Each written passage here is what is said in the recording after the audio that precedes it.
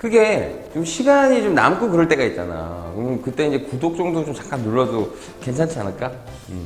구독 좀 해주세요. 네, 좀 도와주세요. 자, 이번에는 사회문화 1 한번 해볼게요. 오늘은 좀 짧게 끝날 것 같은 예감이 듭니다. 너무 요즘에 짧게 한다고 해놓고 너무 맨날 길게 했죠? 미안합니다. 선생님이 설명충이라 그래요. 자, 오늘은 사회문화 1이니까 사회문화 1이 선생님이 느끼기에는 그렇게 어려운 게 아닌데 이게 좀 정리하기가 좀 어려웠던 게 아닌가 이런 생각이 들어요. 그래서 이제 처음부터 한번 1문단부터 하는 아주 그냥 원론적인 수업을 한번 해볼게요.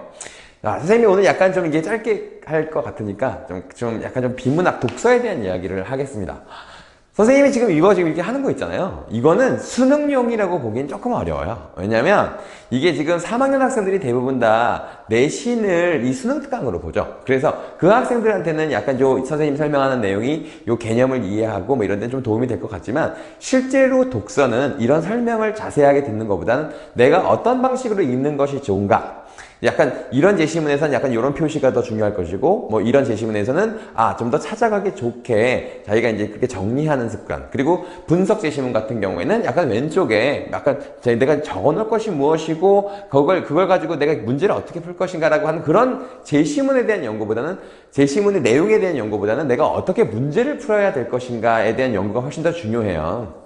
그래서 가끔 선생님이 실제로 수업하는 학생들이 선생님 이 내용을 자세하게 알아야 되는 거죠? 라는 질문을 하는 경우가 있는데 사실은 자세하게 아는 건 이 수능 특강의 경우죠. 근데 이게 독서의 실력을 확 증가시킨다 라고 하는 건 아닙니다. 그래서 이제 제가 이런 질문들 가끔 하는 학생들이 있어서 그냥 한 얘기예요. 자, 그러면 이제 본격적으로 사회문화 1 한번 가보겠습니다. 자, 이거는 거버넌스에 관련된 거죠. 그래서 첫 번째 문단에서는 자, 거버넌스가 무엇인지 설명이 되어 있는 거예요. 이거 어렵지 않으니까 좀 편안하게 가겠습니다. 자, 이 거버넌스가 뭐냐면 사실 위험 관리의 전체적인 순환 과정? 이런 것들을 우리가 거버넌스라고 하는 건데, 이 거버넌스라고 하는 게 아까 얘기한 것처럼 위험을 관리하는 거예요. 위험. 그러니까 앞으로 어떤 위험이 닥칠 것이다. 그러므로 우리는 뭘 해야 된다. 약간 이런 식인 거거든요.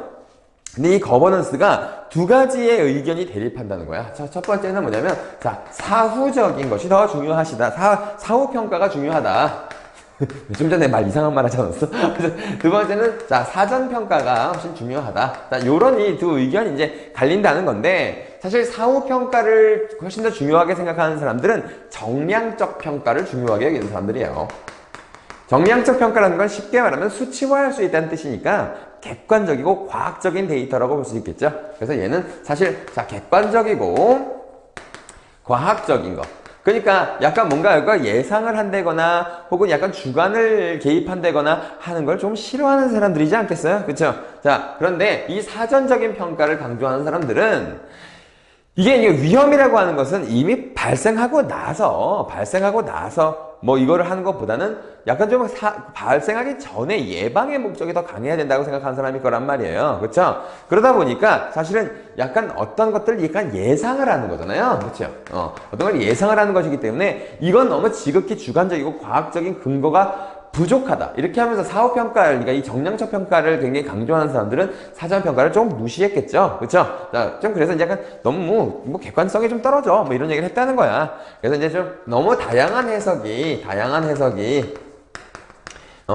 가능하기 때문에 뭐 좀 문제가 있다고 비판을 했지만 사전평가를 중요시하는 사람들의 입장도 이해가 가죠. 예방이 중요하니까. 그렇지? 그러면서 이제 이 사람들의 비판에 대해서 이 사전평가라는 사람들은 뭐라고 했느냐면 이런 다양한 해석이라고 하는 것은 이게 불확실성에 대한 가치 판단의 차이다. 이건 가치 판단의 차이다.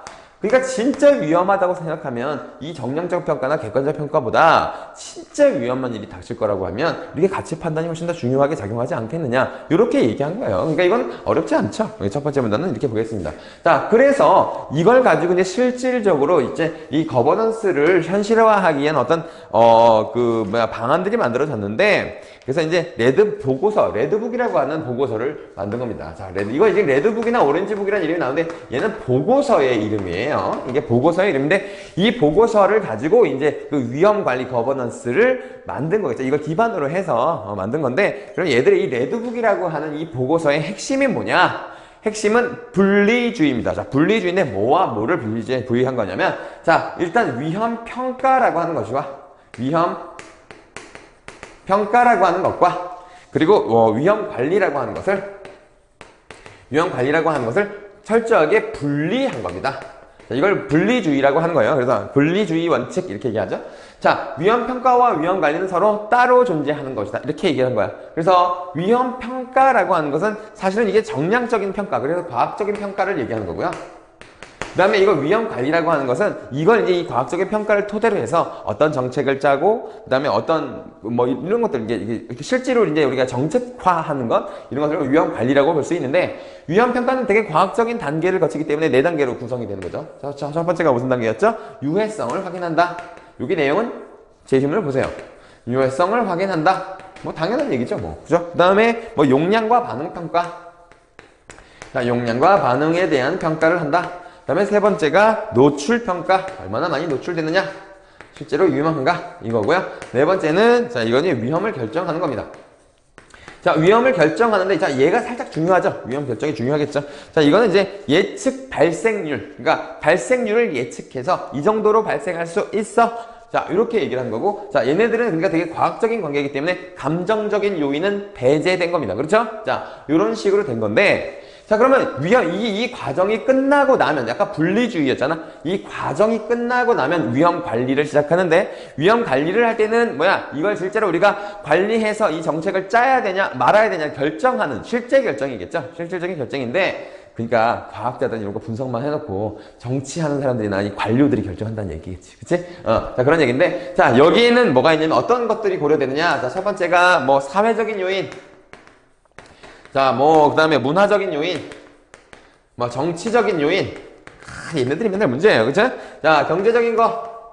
자, 경제적인 요인. 자, 이런 것들도 많이 하겠죠. 그쵸? 사실 지금 코로나 시대잖아요. 그죠? 코로나 시대에도 사실 이 거버넌스가 굉장히 중요한 역할을 하고 있겠죠. 그쵸? 자, 그래서 뭐, 예를 들면 뭐, 뭐, 이게 지금 현재 경제 상황이 어떻게 되는지도 거버넌스로 평가를 하고, 실제로 이제 뭐, 지원금을 지급하느냐 말하느냐. 자, 이렇게 위험 관리해서 결정하고, 이렇다고 생각하시면 좀 편하지 않겠어요? 자, 그렇죠. 자, 그래서 얘네들은 이제 사실 규제 전략이나 어떤 전략을 짜는 거예요. 실제로 우리가 이제 그 정책을, 실제로 우리 실행하기 위해서. 자, 이렇게 되는 건데, 얘네들이 이렇게 분리해 놨잖아요. 그죠? 분리해 놨어요. 이 분리해 놓으면 어떤 문제가 생기느냐 해서 이게 세 번째 문단에서 이걸 이제 실제로 어떤 식으로 얘가 이제 어떤 한계점을 가지고 있느냐. 자, 이 한계를 약간 조금 설명하고 있는 거예요. 자, 세 번째 이 문제점이 뭐냐면 얘네들이 분리가 됐다는 점이 문제예요. 그래서 이게 자동적으로 이게 자연스럽게 위험평가와 위험관리가 자연스럽게 이어지지 않는다. 라는 거예요. 그래서 이어지지 않는다. 이게 첫 번째 이 문제점인데, 이 문제점이 뭐냐면 정보를 이 위험평가를 한 과학자들이 이 관료들한테 혹은 관료나 정치인한테 넘겨줄 거 아니야. 넘겨줄 때 정보를 너무 적게 주잖아. 적게 주면 이걸 오용해. 잘못 이용하는 거야. 그 다음에 두 번째는 정보를 너무 많이 주잖아. 많이 주면 이거를 믿지 않아. 신뢰를 안 해. 신뢰하지 않는다. 이게 문제가 된다는 거지. 그치?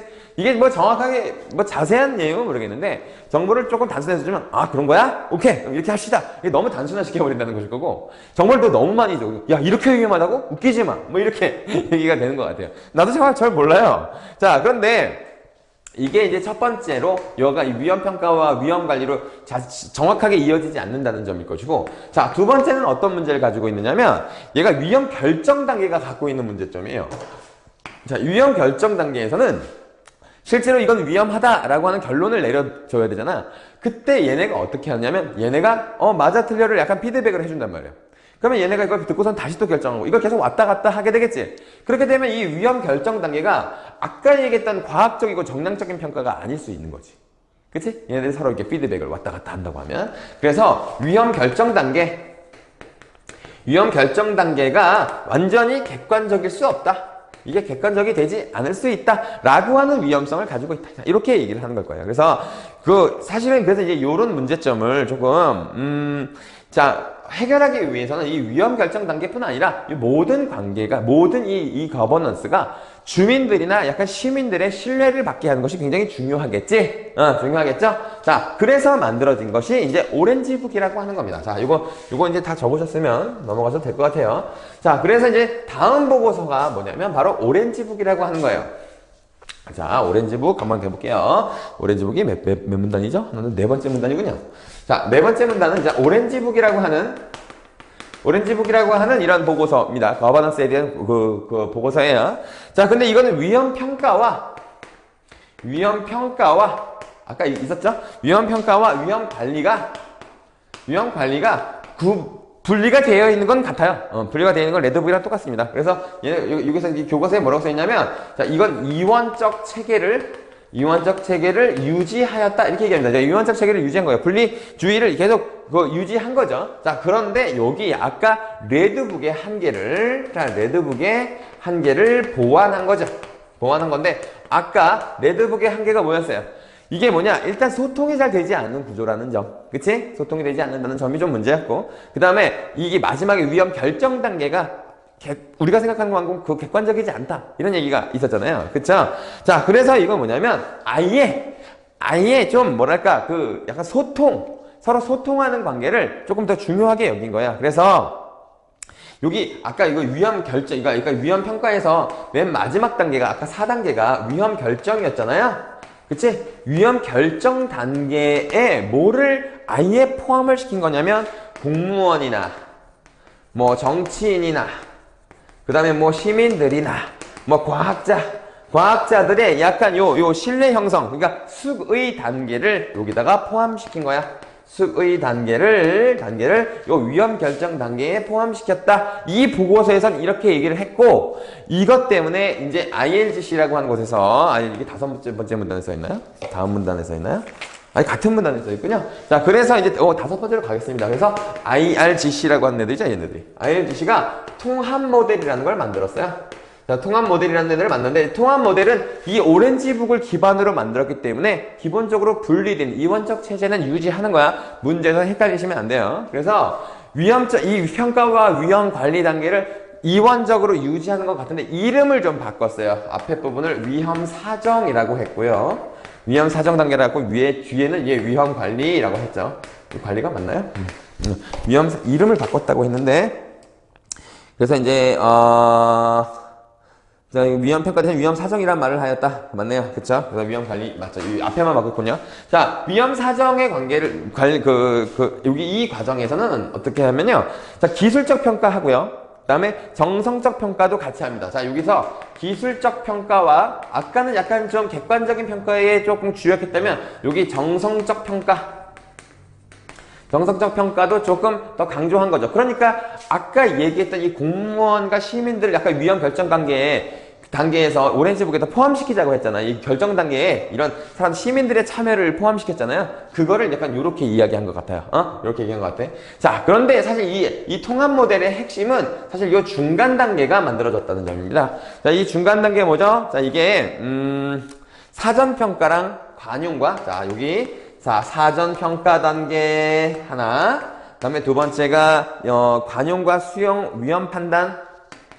자, 관용과 수용, 그다음에 위험 판단 단계를 이 중간에 집어넣은 거예요. 그러니까 위험 사정 단계에서 위험 관리 단계로 넘어가기 전에 이 중간 단계가 있다는 점이 지금 굉장히 중요하게 여기서는 좀 다른 점이라고 나타날 수 있겠죠.